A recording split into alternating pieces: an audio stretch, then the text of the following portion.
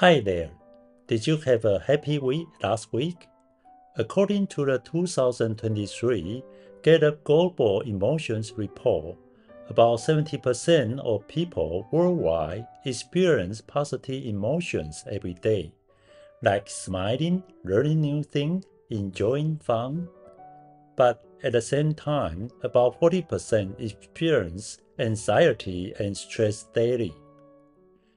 Philosopher Viktor Frankl once said, "Happiness, like a butterfly, the more you chase it, the more it will elude you. But if you focus on what you are doing, it might just land softly on your shoulder." Have you had a similar experience? From childhood, we set goals thinking that reaching them would make us happier. But often, when we achieve those goals, we are not as happy as we thought we would be. Maybe we are happy for just a moment before we start dreaming of the next goal. Happiness seems like an endless pit of desire that can never be filled. But here's what's surprising. Who lost her sight and hearing to meningitis at 19 months should have been very unhappy, right? Yet, Helen Keller lived a remarkably happy life. At 7, she felt water flowing from a tap, and her teacher, Sullivan, spelled Water in her hand, which made her understand the concept of language. During her learning process, she astonishingly mastered English, French, German, Latin, and Greek. Through hard work and writing, she positively influenced the world, showing her love for life.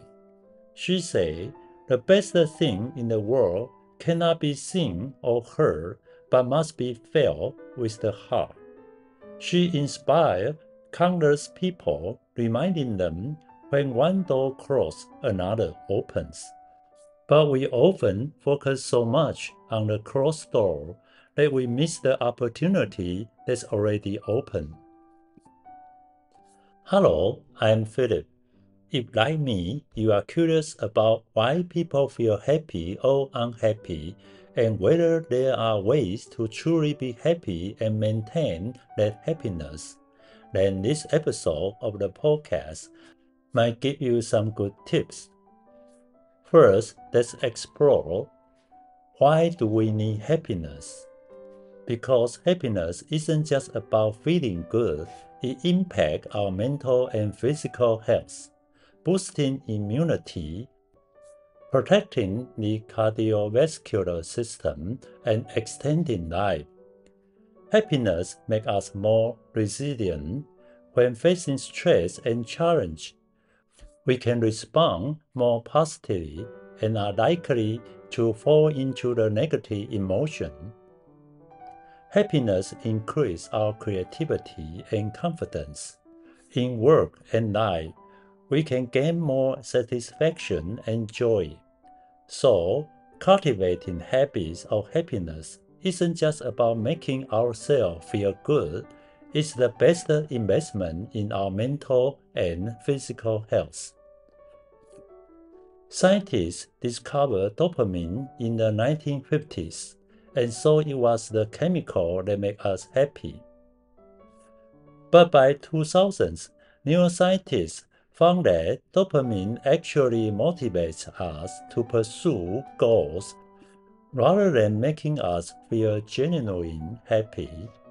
For example, when the brain releases dopamine, we get motivated to chase after food, love, wealth. But once we achieve this, dopamine's effect decreases. That's why we often feel less happy after reaching a goal. Dopamine doesn't want us to be happy, it wants us to want more. This is where the bottomless pit of desire comes from. Happiness actually comes from a mix of several neurotransmitters, like serotonin, oxytocin, and endorphin. They help us feel the joy of success. As aptly described in the book The Molecular of More, these mixed neurotransmitters are categorized as here and now chemicals. They can help you feel happiness in the moment. But if we don't focus on the now and learn to appreciate what we have, these neurotransmitters can easily be overwhelmed by dopamine. This is why most people experience sudden drop in the happiness when they achieve their goal. To help you truly grasp how to be happy, we have put together the 5B rule for happiness. 1. Break the arrival fallacy. Behold the present. Harvard psychology professor Tab Ben-Shahar points out many people think, when I reach this goal, I will be truly happy, but in reality, when people achieve their goal, they often find happiness short-lived or even feel empty. This is the arrival fallacy. This concept reminds us happiness doesn't come just from reaching goal, but from the entire experience and growth. 2. Build deep connections, boost true happiness. The greatest source of happiness comes from good relationships. Harvard conducted a 75-year study that showed the most important indicator of happiness in life isn't wealth or achievement, but close interpersonal relationship with family and friends. Even ordinary conversations and interaction can boost happiness. 3. Block instant gratification, bypass addiction traps. Instant gratification means getting satisfaction and pleasure from the reward without much effort or waiting. Examples include scrolling through social media, playing video games, eating microwave meal, or consuming highly processed sugar foods. If we often rely on instant gratification to feel better, it messes with our brain reward system and dopamine level. Because our dopamine baseline changes, we need more to feel motivated. 4. Believe in meaning beyond chasing pleasure.